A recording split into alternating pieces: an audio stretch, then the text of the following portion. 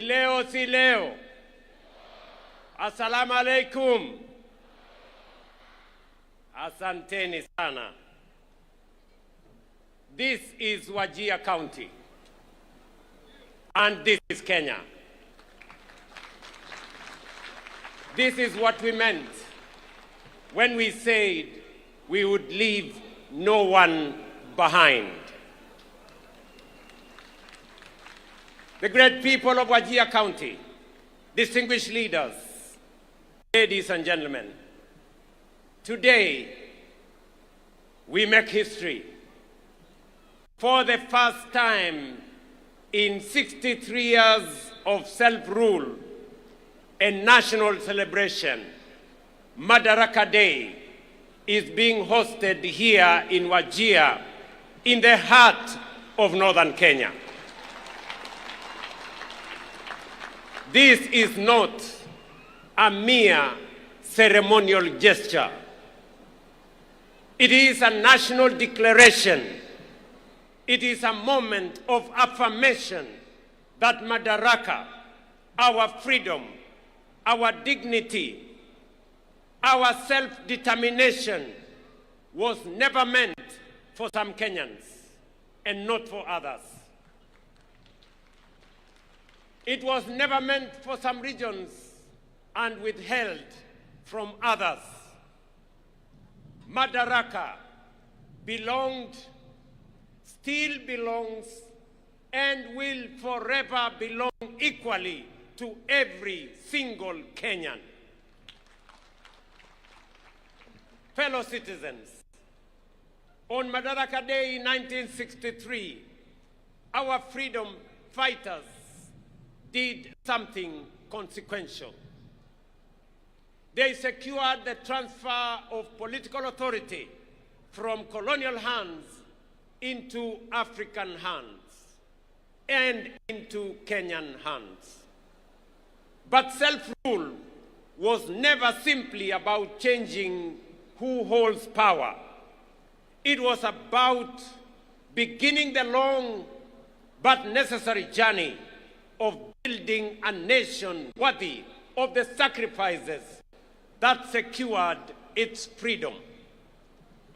That promise, that work in progress, is the reason we are here today in Wajir. Decades after independence, this region was left behind through neglect, marginalization, discrimination, and policy failures. Sessional paper number 10 of 1965 entrenched a development paradigm that concentrated development in the so-called high potential areas. Vast regions like the former northern province were classified as marginal, as lesser, and as undeserving. The consequences, ladies and gentlemen, were devastating and long-lasting. Decades without adequate roads, without water, health, or schools. Communities pushed to the fringes of their own republic. Their patriotism questioned, their citizenship doubted, their aspirations undermined. For too long, some said this region was too difficult, too dry, too remote, and too insecure to deserve any development. That was wrong then. It is wrong now. It will forever remain wrong. But we are dismantling that legacy of exclusion. One road, one health facility, one school, one project, and one opportunity at a time.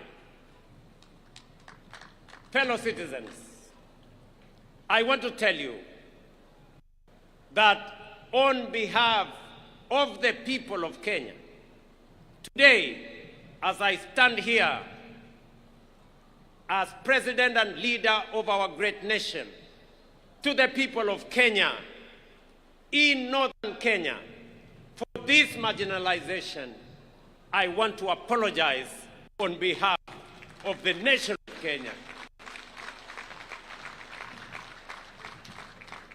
Poleni sana ndugu zetu. It was never meant to be this way. And as my brother governor has said, this has been a very emotional moment for me.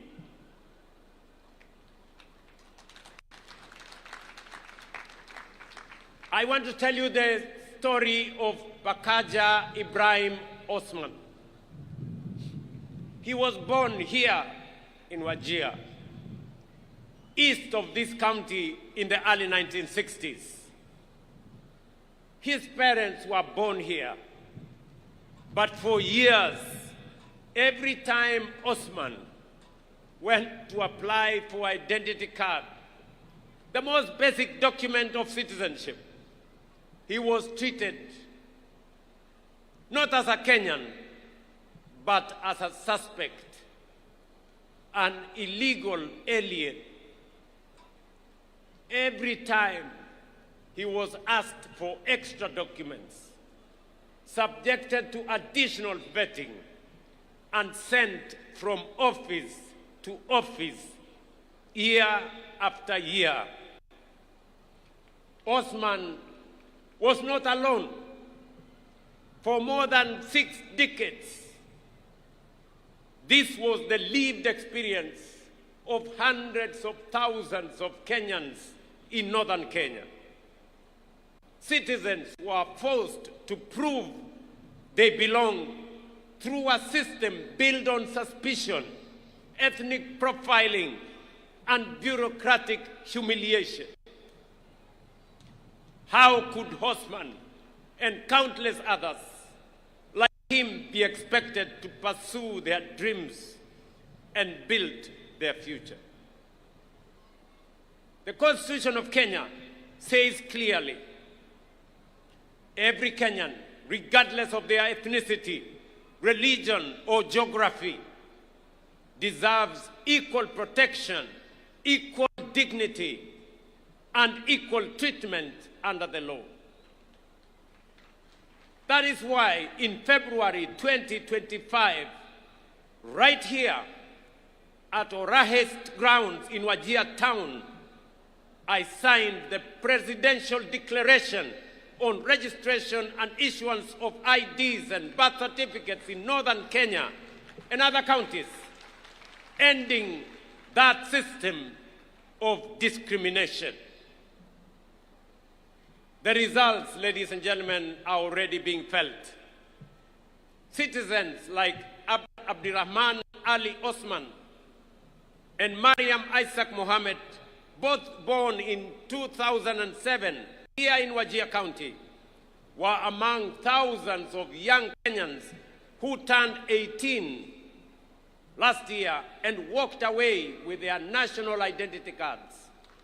No hurdles, no extra documentation, no discrimination, no humiliation, just their rightful documents in their hands on time. That is how it should work. That is how it must work. That is how it will work for every Kenyan in every part of our republic. But let me be direct about what that decision was not. It was not an invitation for foreigners to acquire Kenyan documents illegally. Kenyan identity cards will only be issued to legitimate citizens of this republic.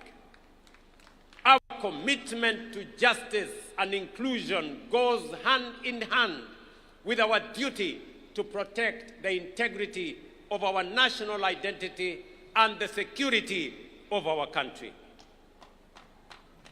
We did not abolish verification of citizenship. We abolished discrimination. We abolished the targeting of entire communities simply because of their ethnicity or place of birth. A strong nation does not choose between security and justice. A strong nation protects both. That is exactly what we are doing. Today, people like Osman and Mariam no longer feel like strangers in their own country. They feel seen and heard. They feel recognized. They matter and they belong.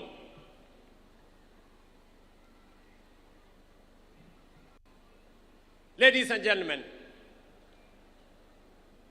yet we know that inclusion does not end with recognition. It must be reflected in people's daily lives, in the education of their children, the health that they access, the opportunities available to their young people, and the roads they travel on. That is why the bottom-up economic transformation agenda was conceived not merely as an economic program, but as a deliberate strategy for inclusion. This administration, my administration,